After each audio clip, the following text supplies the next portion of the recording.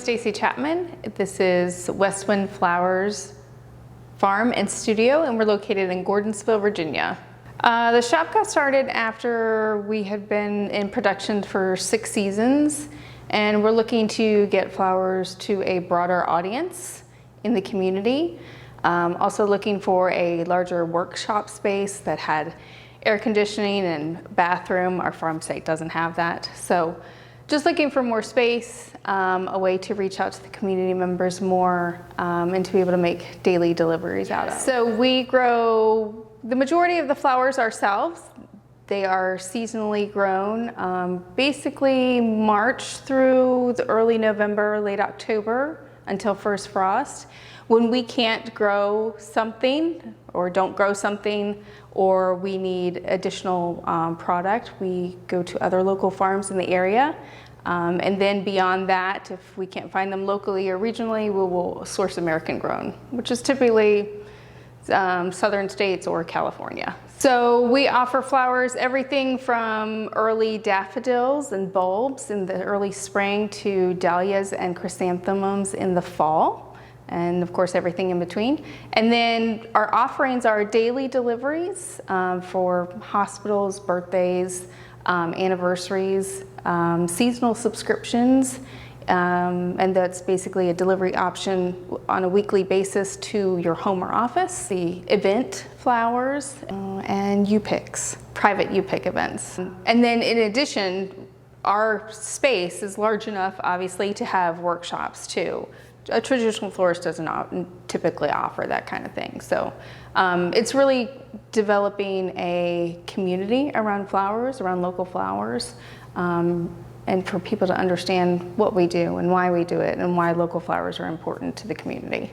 When you go to a big box store or the grocery store and you look at the flowers that are sold there, do you know where they're grown? Do you know where they come from? Over here, just kind of as a little background, for myself, when I was in how I kind of, why flowers? You know, why not vegetables? Why not cattle? Why not something else?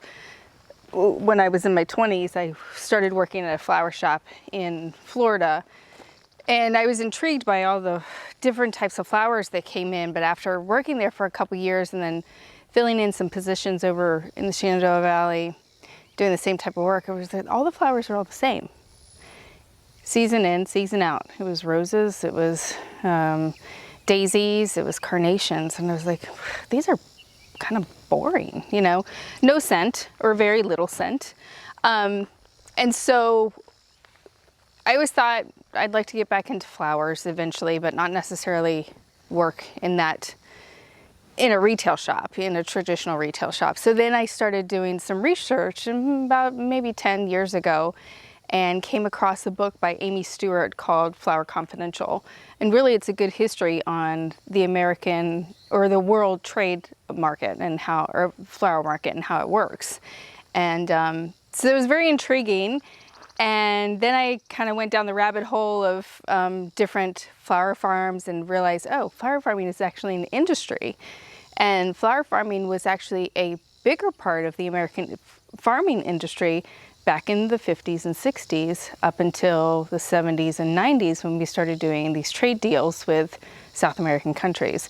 So for instance, in the big box stores or the grocery store, when you go to shop and you buy flowers there, 80% of those flowers, or 80% of all the flowers that are grown or sold in the United States, are imported flowers. So that means only 20% of the flowers that are sold here are produced by small local farms, or bigger farms out in California and Washington State.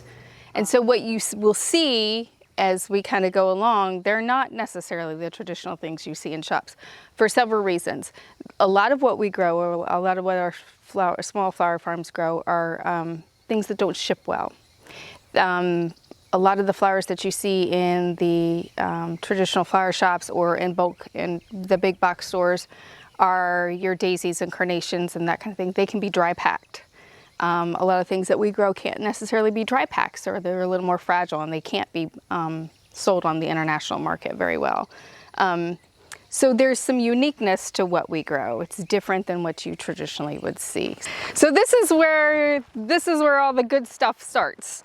We started planting out here in the fall of 2019, and not having an idea what the spring of 2020 would bring, of course.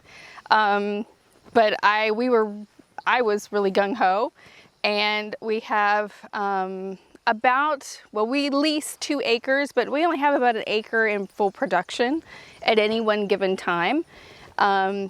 We set up our blocks, 50 by 50 foot blocks, and each block contains usually a different season or a different type of production, but it's always changing. And so a lot of people say, well, do you rotate your crops? Well, I rotate my crops, yes, because I forget what I planted there the year before.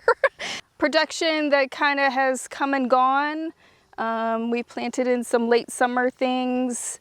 And we also have these beautiful green things that grow in the summertime. They're called weeds. And sometimes we just leave them because it's not worth battling. So Gomphrena, sunflowers. So this is our 2nd row of sunflowers. You can see here the first one's already been cut back. Zinnias, the straw flower. So you don't see a lot of zinnias in flower shops a lot. They don't ship well. So Cosmos is one of those nice, fun summer flowers. You saw a lot of this at the studio and shop that were more open, of course, than this. But that's one that a lot of designers like to work with, and we use in a lot of our bouquets. And it doesn't ship well because it will smash all these beautiful little fern things. So that's the advantage of having or working with the local flower farmers. You can get things that are different and unique. So you can see it's empty at this point, because literally once it starts, all these plants, once it starts getting really hot, they shut down. And once they shut down, there's no good production off of them. And so we just cut them back. We throw a cover crop on them, and then sometimes we replant. So we've got replantings in these 3 beds for fall. So this stuff will all be ready September, beginning September timeframe, and that will take us through to a hard frost. And then once they've frosted and killed, then we'll come back in, pull the residue out. Or depending on how I feel by the end of the season, we might just leave the residue and let the birds have the seeds. So we're feeding the bugs and the birds out here. So we literally come in and deadhead. I should have done it with snips. And then just keep the plants watered, because you can see at the end of a 100-degree day here in Virginia, they're not happy at all whatsoever. So it's really just keeping them well fed. It's keeping them well hydrated as much as we can. They'll perk back up after sunset. We lease this property. This property is not our own. It's on a historic property, James Madison's Montpelier.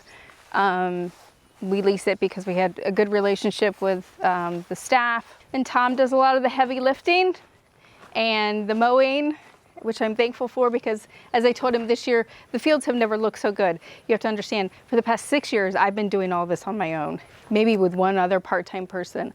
So having him here and join me on the team has been a huge blessing. So. Yay. I don't kiss all my employees like that. That's my payment. My dad usually had a farm every summer and would drag us out to the farm to pick beans and weed bean rows, which was really annoying at that point in time. But I'm grateful for it now, that's for sure. I think also for any gardener and anybody who's thinking of maybe doing this in the future, like, you can read all you want, you can listen to all these people's experience all you want, but until you are in the dirt yourself, you don't understand, and you don't know what's going to work and what isn't going to work. Like, I can buy dahlia tubers from growers who grow on the West Coast, bring them out here, and they fail miserably because the soil's different, because the environment's different. And so and it doesn't matter. There are just some perennial plants and some annual plants that do that. The one thing is you can't compare what you have and where you're growing in your growing environment to theirs. So you got to get your hands in the dirt and experiment. So, yeah.